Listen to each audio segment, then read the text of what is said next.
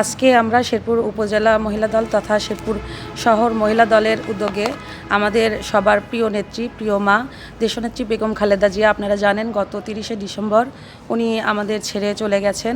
ওনার বিদেহী আত্মার মাগফিরাত কামনা করে আমরা আজকে দোয়া আয়োজন করেছি। আমরা আসলে শেরপুর শহর মহিলা দল এবং উপজেলা মহিলা দল আসলে আমরা শোকাহত, আমরা মর্মাহত। আমি একটি কথা বলতে চাই, আসলে সত্য কথা বলতে যে কথাটি কি, যে এমন জীবন তুমি করিবে গঠন, মরিলে হাসিবে তুমি কাঁদিবে ভুবন।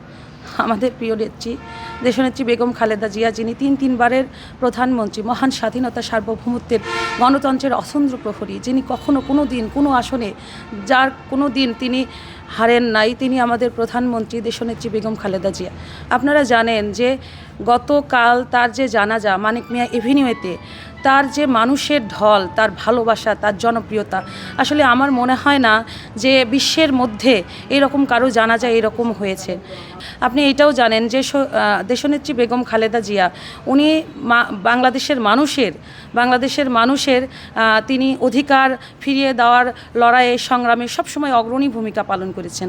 দেশনেত্রী বেগম খালেদা জিয়া উনি শিক্ষা ব্যবস্থাকে, নারীর ক্ষমতায়নে সবসময় কাজ করেছেন এবং বাংলাদেশের মানুষের, জনগণের যে কাঙ্ক্ষিত গণতন্ত্র সেটার জন্য তিনি সবসময় কাজ করেছেন। আপনারা আরেকটি কথা জানেন যে দেশনেত্রী বেগম খালেদা জিয়াকে বারবার তিনি হয়রানির শিকার হয়েছে, তাকে বারবার গ্রেফতার করেছে। সেই গ্রেফতারি পরোয়ানা তিনি বারবার কারাগারে গিয়েছেন, কিন্তু তারপরও বাংলাদেশের মানুষকে ছেড়ে যান নাই। তার মুখে শুধু আমরা একটি কথাই শুনেছি যে আমার বাহিরে কোনো ঠিকানা নাই, আমি যদি বেঁচে থাকি বাংলাদেশের মানুষকে নিয়ে বেঁচে থাকবো, আর আমি যদি কখনো মরেও যাই বাংলাদেশের মানুষের মাঝেই মরে যাব। তাই হয়েছে, আমরা তাই দেখেছি। তাই আমি বলবো যে আপনারা সকলেই, আপনাদের মাধ্যমে আমি জানাতে চাই যে আপনাদের এই মিডিয়ার মাধ্যমে আমি আমার শহর মহিলা দলের পক্ষ থেকে, উপজেলা মহিলা দলের পক্ষ থেকে দেশনেত্রী বেগম খালেদা জিয়ার জন্য আমি দোয়া চাচ্ছি, তার বিদেহী আত্মার মাগফিরাত জানাচ্ছি।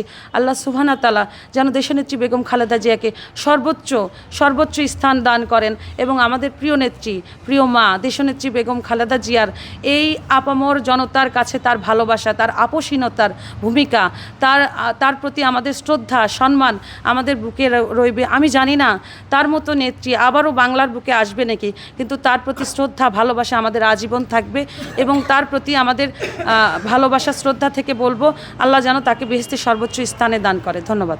রব্বানা যালামনা আনফুসানা ওয়া ইল্লাম তাগফির লানা ওয়া তারহামনা লানাকুনান্না মিনাল খাসিরিন।